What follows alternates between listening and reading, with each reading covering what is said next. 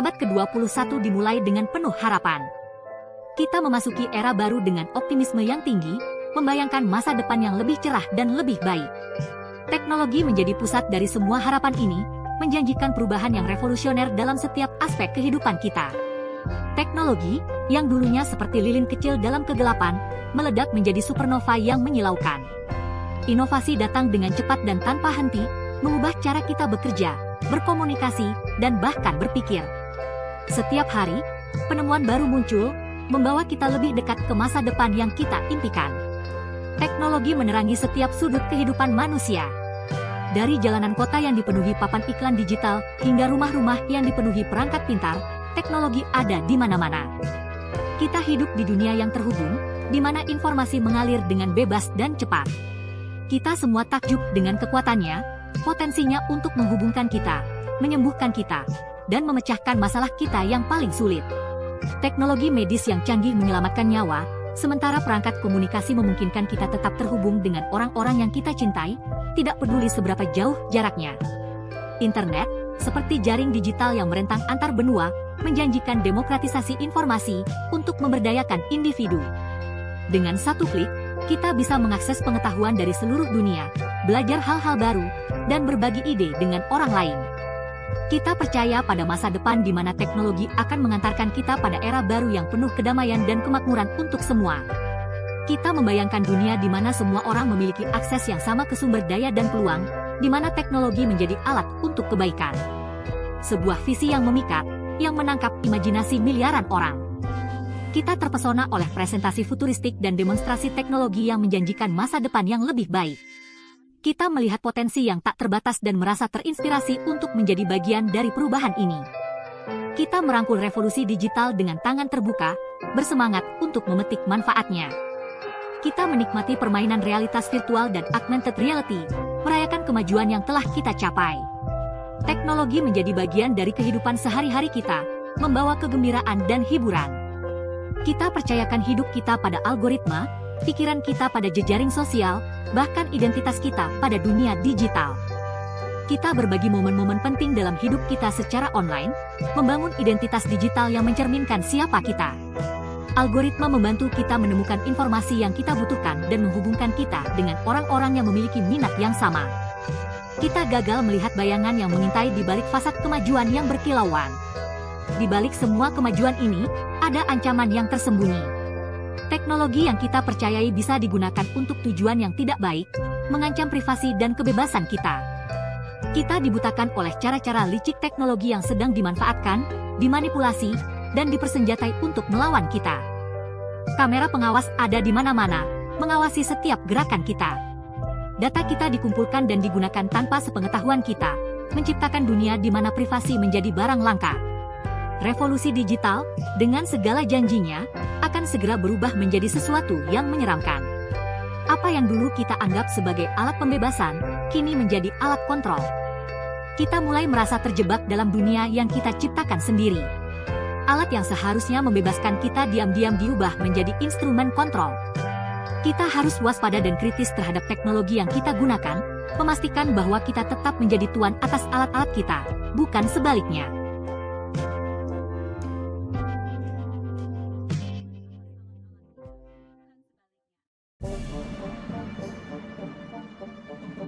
Ketika dunia merayakan datangnya era digital, sebuah perayaan yang berbeda sedang berlangsung dalam bayangan. Di balik layar, kekuatan yang tak terlihat sedang mengatur ulang tatanan dunia. Segelintir orang, kaum elit global, menyaksikan dengan mata predator.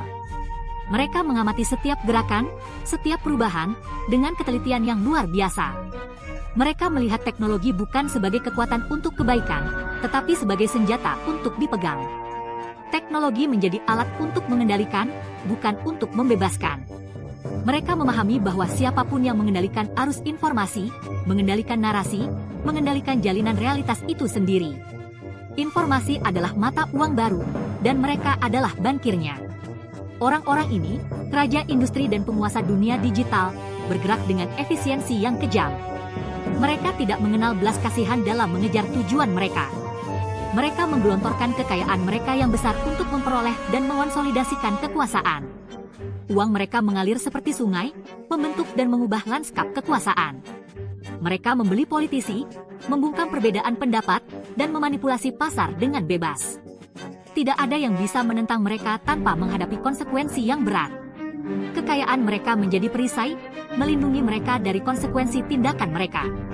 Mereka hidup dalam benteng yang dibangun dari emas dan data. Batas antara pemerintah dan perusahaan menjadi kabur, lalu lenyap sama sekali. Kekuasaan terpusat di tangan segelintir orang yang mengendalikan kedua sisi koin. Dunia telah memasuki era baru, yang diperintah bukan oleh kaisar atau ideologi, tetapi oleh algoritma dan data. Algoritma yang menentukan nasib miliaran orang. Para dalang telah mengambil tempat mereka di balik tirai, tali mereka terikat pada jantung masyarakat manusia. Mereka menarik tali-tali itu dengan presisi yang menakutkan.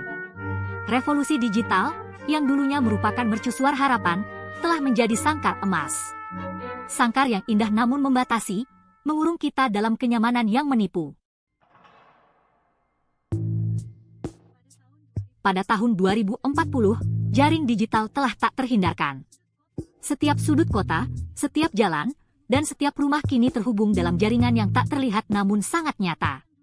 Teknologi yang dulunya hanya ada dalam fiksi ilmiah kini menjadi bagian dari kehidupan sehari-hari kita. Setiap aspek kehidupan manusia, dari yang biasa hingga yang mendalam, ditangkap, dianalisis, dan dimonetisasi. Data yang kita hasilkan setiap detik, dari pesan teks hingga pola tidur, menjadi komoditas berharga di pasar global. Perusahaan teknologi besar dan pemerintah sama-sama berlomba untuk mengumpulkan sebanyak mungkin informasi. Perangkat lunak pengenal wajah melacak setiap gerakan kita. Kamera tersembunyi di setiap sudut jalan, di setiap toko, bahkan di tempat-tempat yang kita anggap pribadi. Setiap senyuman, setiap tatapan, setiap langkah kita direkam dan dianalisis. Sensor biometrik memantau tanda-tanda vital kita, emosi kita, bahkan pikiran kita. Alat-alat ini tidak hanya mengukur detak jantung atau tekanan darah, tetapi juga mencoba memahami suasana hati kita, tingkat stres kita, dan bahkan niat kita.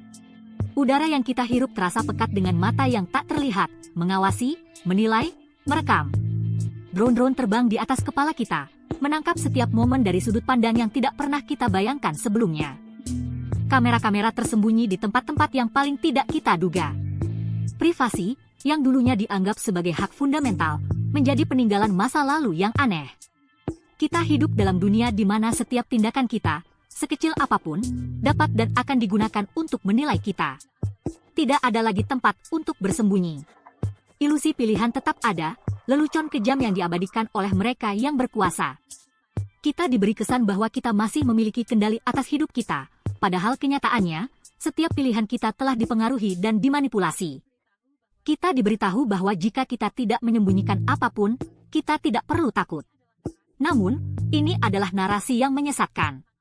Ketakutan bukanlah tentang apa yang kita sembunyikan, tetapi tentang bagaimana informasi kita digunakan.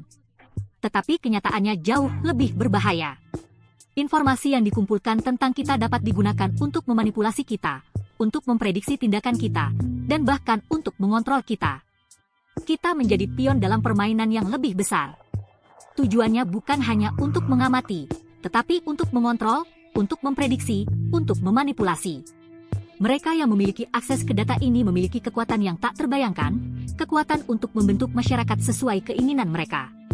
Data yang dikumpulkan pada setiap individu dimasukkan ke dalam algoritma canggih, menciptakan kembaran digital yang mencerminkan setiap keinginan, setiap ketakutan, setiap kerinduan rahasia kita. Kembaran digital ini lebih mengenal kita daripada kita mengenal diri kita sendiri. Hantu-hantu digital ini kemudian digunakan untuk melawan kita, untuk mendorong perilaku kita, untuk memengaruhi pilihan kita, untuk membentuk kita menjadi konsumen yang patuh dan warga negara yang patuh. Kita menjadi produk dari sistem yang kita ciptakan sendiri, terperangkap dalam sangkar tak terlihat yang kita bantu bangun.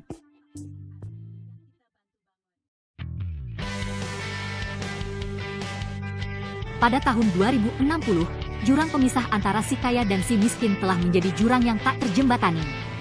Kaum elit global, yang sekarang menjadi aristokrasi digital yang melestarikan diri sendiri, tinggal di kota-kota besar yang berkilauan, tertutup rapat dari kemelaratan dan kekacauan yang melanda dunia luar. Setiap keinginan mereka dipenuhi oleh pasukan pelayan bertenaga AI dan terapi gen yang dipersonalisasi memastikan umur yang jauh melampaui 1 abad. Sementara itu, sebagian besar umat manusia bekerja keras di pabrik digital, hidup mereka didikte oleh algoritma, impian mereka hancur di bawah beban rantai digital mereka. Konsep kerja itu sendiri telah didefinisikan ulang. Ekonomi gig, yang dulunya dipuji sebagai jalan menuju kebebasan berwirausaha, telah berubah menjadi sistem perbudakan digital. Jutaan orang berjuang untuk mendapatkan tugas-tugas kecil, setiap ketikan mereka dipantau, setiap gerakan mereka diawasi. Algoritma adalah mandor yang kejam, menghargai kepatuhan dengan remah-remah yang sedikit dan menghukum perbedaan pendapat dengan efisiensi yang kejam.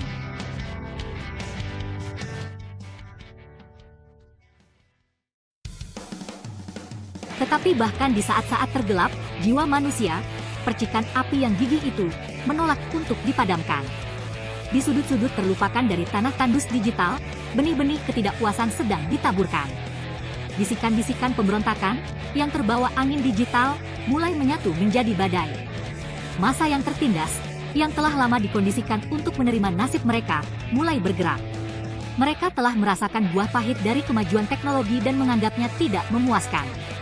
Mereka melihat melalui kebohongan, janji-janji kosong, ilusi digital. Mereka mendambakan masa depan yang berbeda, di mana teknologi melayani manusia, bukan sebaliknya.